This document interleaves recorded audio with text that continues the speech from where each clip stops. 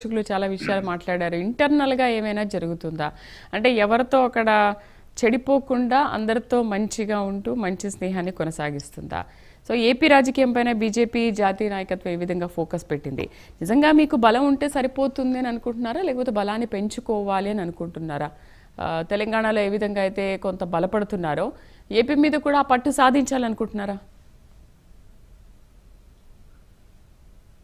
శ్రీదేవి గారు, మంది ప్రజాస్వామ్యత దేశం అండి.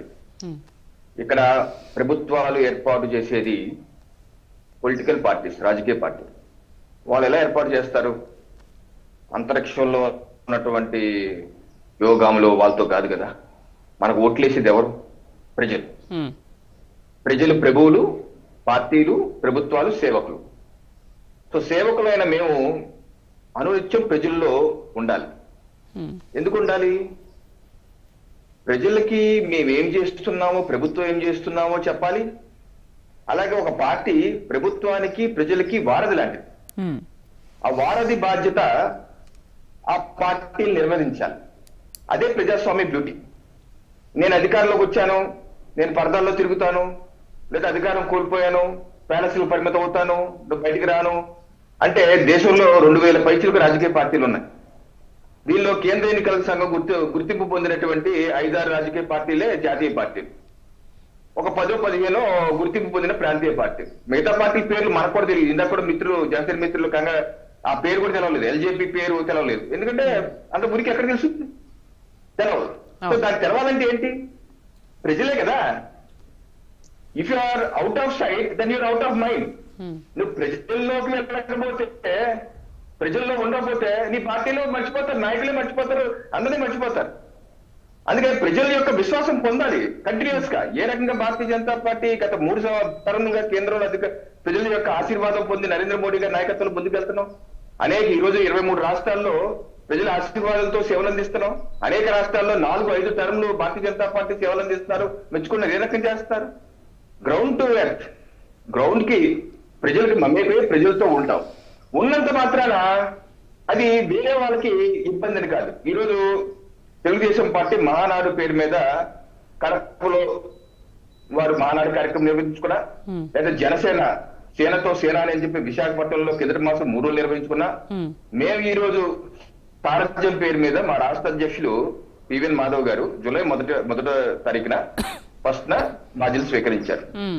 కొత్త అధ్యక్షులు వచ్చారు. మాకు 3 సంవత్సరాలకు ఒకసారి అధ్యక్షుడు, మా సంస్థాగతంగా ఎన్నికలు జరుగుతాయి. బూత్ అధ్యక్షుడి నుంచి జాతీయ అధ్యక్షుడి వరకు మారుతా ఉంటాయి. సో మారినప్పుడు కొత్త అధ్యక్షులు రాష్ట్ర వ్యాప్తంగా ఉన్నటువంటి అన్ని జిల్లాల యొక్క పర్యటన, కార్యకర్తలతో మమేకం అవడం కార్యక్రమం, సారథ్యం అనే కార్యక్రమం పేరు మీద, మోడీ గారి సారథ్యం దేశానికి కావాలని పేరు మీద ముందుకు వెళ్తున్నారు. దానిలో భాగంగా జూలై 27వ తారీఖు తొలి గడప అనేది కడప నుంచి కార్యక్రమం మొదలుపెట్టి నిన్న ఉత్తరాంధ్రలో విశాఖపట్నంలో పూర్తి చేసుకున్నారు. ముగింపు సందర్భంగా 26 జిల్లాల పర్యటనల ముగింపు సందర్భంగా ముగింపు కార్యక్రమానికి మా పార్టీ అధ్యక్షులు, జాతీయ అధ్యక్షులు జేపీ నడ్డా గారు రావడం జరిగింది. సో ఈ రకంగా ఒక రాజకీయ పార్టీ ఒక కార్యక్రమాలు 3 పార్టీ పేర్ల మీద వెళ్తే అది అనుకుంటే ఎలాగ? అది పోటీ ఎలా అవుతుంది? ప్రజల్లో ఉండాలి కదా. ప్రజల్లో ఉండకుండా ప్యాలెస్ లో ఉంటే మనం ప్యాలెస్ లో ఉన్నామని చెప్తున్నాం. ప్రజలు నిర్ణయిస్తున్నారు బయటకు రావని. మరి ప్రజల్లో ఉండకపోతే అది తప్పు కదా. ఇంకోటి, పార్టీ కార్యకర్తల్ని ఎప్పుడు రాజకీయ పార్టీలండి శ్రీదేవి గారు, పార్టీ కార్యకర్తల్ని అనునిత్యం ఉత్తేజపరుస్తూ ప్రజల్లోకి పంపిస్తూ కొత్త కార్యకర్తల్ని, కొత్త యువతను కూడా పార్టీకి తీసుకురావాలంటే ఎన్ని కార్యక్రమాలు చేయాలి? మన పవన్ కళ్యాణ్ గారు ఏమన్నారు వాళ్ళ సేనాల్లో? నాకు మంచిగా ఆలోచించి విశ్లేషించగలిగినటువంటి యువత కావాలి. అటువంటి యువత రండి పార్టీలో కన్నా. అలాగే మహానాడులో చేసుకున్న 6 తీర్మానాలని గత 40 సంవత్సరాలకి పార్టీ పటిష్టంగా ఉండాలి అంటే 6 తీర్మానాలు చేసుకున్నారు. దానిలో ఒకటి యువతను పార్టీలో తీసుకురావాలని. రకరకాల 40 సంవత్సరాలకి పార్టీ పటిష్టతకు వాళ్ళు యోజన చేస్తున్నారు. దేనికి ఒక క్రికెట్ టీం 11 మంది ఉన్నారంటే కేవలం ఒక్క టెండూల్కర్ ఉంటేనే మన అన్ని గెలిచేస్తావా? అన్ని గేమ్స్ గెలిచేస్తామా? వరల్డ్ కప్ అన్ని గెలిచే మనకి టెండూల్కర్ ఉంటే చాలా కెప్టెన్ గా ఉన్న సొంత కాబట్టి ఆయన ఫెయిల్ అయ్యారు. 11 మంది బలంగా ఉంటేనే మన జట్టు బలంగా ఉంటది. 11 మంది ఒక పరిపూర్ణమైన వ్యక్తి ఎప్పుడు అవుతాడు? అన్ని అవయవాలు సరిగ్గా ఉన్నప్పుడు. ఒక చెయ్యి బలహీనంగా ఉండి ఒక కాలు బలహీనంగా ఏమంటారు? అంగవైకల్యమే అంటారు. సో అలాగా పార్టీలు 3 పార్టీలకు మొన్న 2024 ఎన్నికల్లో ఎన్ని పర్సెంటేజ్ వచ్చింది శ్రీదేవి గారు? 56% వచ్చింది. మా యొక్క లక్ష్యం ప్రభుత్వం చేస్తున్న కార్యక్రమాలు ప్రజల్లోకి తీసుకువెళ్ళాలి. ప్రజల నుంచి మాధవ్ గారు ఈ కార్యక్రమం ద్వారా ఏం చేస్తున్నారంటే ప్రజల నుంచి కూడా ఫీడ్బ్యాక్ తీసుకుంటున్నారు. తీసుకొని ఆ యొక్క వివరాలని ప్రభుత్వం దృష్టికి తీసుకెళ్లి మార్పులు చేతులు ఉంటే చెక్ చేస్తున్నాం. ఒక వారధి కార్యక్రమం చేస్తున్నారు మాధవ్ గారు. మనం ఏం చేయాలి? 2029 ఎన్నికలు వచ్చేసరికి ఈ 56% సుస్థిరం చేసుకుంటూనే కాదు శ్రీదేవి గారు, ఇంకో 10% కూడా వైసీపీకి ఉన్నటువంటి 40%లో కనీసం ఒక 10% అన్నా సరే ఈ కూటమి పార్టీలకు వచ్చే విధంగా 2024 ఎన్నికల్లో ఆ రకంగా మేము బలోపేతం కావాలి. ఆ రకంగా బలోపేతం అయ్యి మరోసారి ప్రభుత్వం వచ్చే విధంగా మనం ఇప్పటి నుంచే కార్యాచరణ రూపొందించుకోవాలి. లేకపోతే మేము రాష్ట్రాల్లో వేరే రాష్ట్రాల్లో 4 సార్లు 5 సార్లు ఎలా వస్తున్నాం? ఓన్లీ కూటమి ద్వారానే సాధ్యమవుతుంది అనుకుంటున్నారా రవి గారు? భారతీయ జనతా పార్టీ నుంచి మనం నేర్చుకోవాలి ఏ రకంగా. రవి గారు, ఓన్లీ కూటమి ద్వారానే ఇది సాధ్యమా? మీకంటూ ఒక సొంత ఎజెండా, సొంత ప్లాన్స్ ఉంటాయి కదా, మరి మనము సొంతంగా ఇక్కడ పాతుకుపోవాలి, మన ప్లాన్స్ ద్వారా ప్రజలను ఆకట్టుకోవాలని మనకు కూడా ఒక స్ట్రాటజీ ఉంటుంది కదా. బీజేపీలో ఏ విధంగా అయితే మెల్లిగా మీరు పుంజుకుంటున్నారు ఇక్కడ తెలంగాణలో, మరి ఏపీలో కూడా అలా మీరు సొంతంగా పుంజుకోవాలి అంటే మీరు చాలా వర్కౌట్ చేయాలి కదా. మళ్ళీ కూటమినే అంటున్నారు, కూటమిలో ఉంటేనే ఇది సాధ్యం అంటున్నారు, కూటమి లేకపోతే సాధ్యపడదా? ఇప్పుడు ఒక విషయం చెప్తా శ్రీదేవి గారు, మొన్న సేనతో సేన అనే సభలో పవన్ కళ్యాణ్ గారు ఒక మాట చెప్పారు.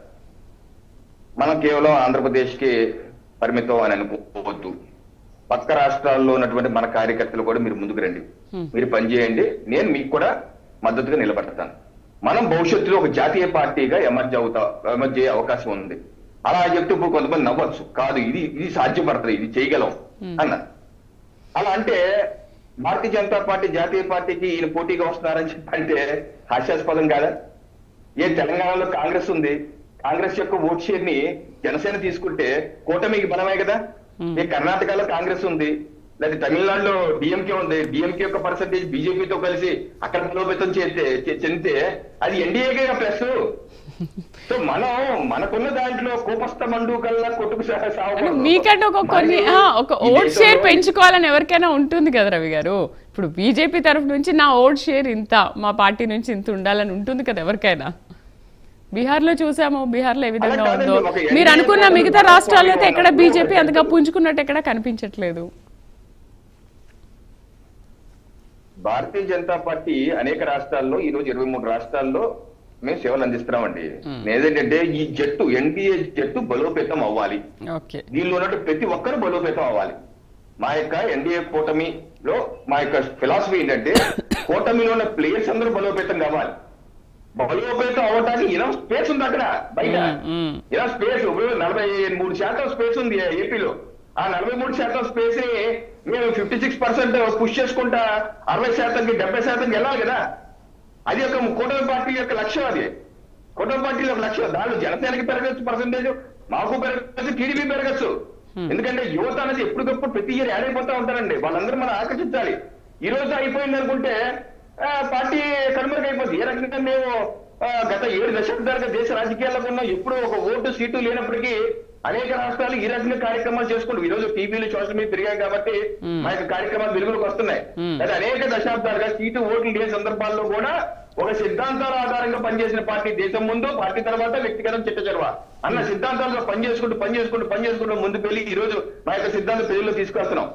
సో ఆ రకంగా ఎన్డీఏ కూటమి బలోపేతం చెందడం అంటే కూటమిలో ఉన్న వాళ్ళు కొంతమంది బలహీన పడిపోవాలి, కొంతమంది బలోపేతం అవ్వాలంటే అది కూటమి సాగదండి. అది లక్ష్యం కాదు. మాకు ఇంకా టార్గెట్ చాలా ఉంది. 43% మేము క్యాప్చర్ చేసుకోవాలి. అది ఒక పాయింట్. సెకండ్ పాయింట్, భారతీయ ఎన్డీఏ ప్రభుత్వం రాష్ట్రంలో కేంద్రంలో 15 మాసాల్లో చేసినటువంటి అభివృద్ధి కేంద్రం ద్వారా ఈరోజు విశాఖ అనకాపల్లిలో ప్రధానమంత్రి నరేంద్ర మోడీ గారి 2 లక్షల కోట్ల రూపాయలకు సంబంధించి గ్రీన్ హైడ్రోజన్ ప్రాజెక్ట్ శంకుస్థాపన చేశారు. ఆ పనులు శరవేగంగా ముందుకు వెళ్తున్నాయి. అలాగే రైల్వే జోన్ సాకారం అయిపోయింది, అది పూర్తి అయిపోయింది, కన్స్ట్రక్షన్ కూడా అయిపోయింది, జిఎం కూడా రిక్రూట్ అయిపోయాడు. అలాగే విశాఖ స్టీల్ ప్లాంట్ కి 12,000 కోట్ల పునరుద్ధరణ ప్యాకేజీ ఇచ్చారు. కేంద్ర మంత్రి గారు రాష్ట్రంలో ఉన్నటువంటి కేంద్ర ఉక్కు శాఖ సహాయ మంత్రిగా చెవు కోసం మేకలా చెప్తున్నారు. అమ్మే ప్రసక్తి లేదు, అనవసరంగా రాజధానితో చేస్తారు, ఈ కమ్యూనిస్టులు కాంగ్రెస్ కొంతమంది తయారయ్యి రాజకీయంగా చేస్తారు, అమ్మే ప్రసక్తి లేదని స్పష్టంగా చెప్తున్నారు. అలాగే బల్క్ డ్రగ్ పార్క్ నక్కపల్లిలో బల్క్ డ్రగ్ కేంద్ర ప్రభుత్వం ఇచ్చింది, శరవేగంగా కన్స్ట్రక్షన్ జరుగుతుంది. అలాగే అడిషనల్ మెట్లు కూడా నిన్న కేంద్ర మంత్రి గారు సభలో కూడా చెప్పారు, ఆల్మోస్ట్ క్లీనెస్ లని అయిపోయి త్వరలో శంకుస్థాపన చేస్తామని చెప్పారు. అలాగే మూలపేట, శ్రీకాకుళం మూలపేటలో కూడా గ్రీన్ అమోనియా ప్రాజెక్టు MOU చేయబోతున్నారు, రేపు వచ్చే నెల ఎప్పుడు జరగబోతుంది. అలాగే కాకినాడలో కూడా గ్రీన్ అమోనియా ప్రాజెక్టు క్లియర్ అయిపోయింది.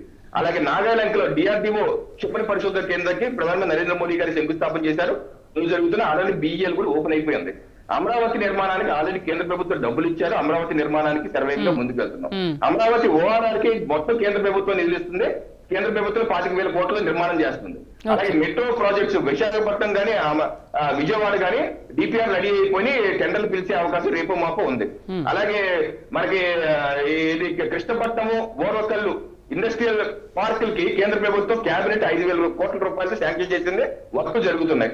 సెమీ కండక్టర్ ప్రాజెక్టు రాష్ట్రానికి కేంద్ర కేబినెట్. నేను ఎందుకు చెప్తున్నానంటే మేము ఇంత చెవు కోసిన మేకలాగా నిన్న JP నడ్డా గారు కూడా సభలో ఇన్ని చెప్పినప్పటికీ 15 మాసాల్లో 10 లక్షల కోట్ల పైసలకు పెట్టుబడులు కేంద్ర రాష్ట్ర ప్రభుత్వ సహకారంతో HPCL రిఫైనరీ విశాఖ ఎక్స్పాన్షన్ 2 లక్షల కోట్లతో ఎక్స్పాన్షన్ వెళ్తున్నారు. ఇన్ని చేస్తున్నప్పటికీ 15 మాసాల్లో ఏమీ చేయట్లేదు అన్నటువంటి వాళ్ళు తయారయ్యారు చూసారా. వాళ్ళకి ఏం చెప్తామండి, చెవులో శేషం పోసుకున్న వాళ్ళకి మరి ఈ సభలు పెట్టి చెప్పినా సరే ఎందుకు సభలు పెడుతున్నారనే, ఎందుకు చెప్తున్నారు అనే వాళ్ళు ఉన్నారు. మళ్ళీ ఏమో ఎందుకు అసలు ఏం చేయట్లేదు అనే వాళ్ళు ఉన్నారు. మరి ఇన్ని సందర్భాలు వాళ్ళు ఏం చేశారని అవినీతిని మీరు బయట పెడుతున్నారా రవి గారు?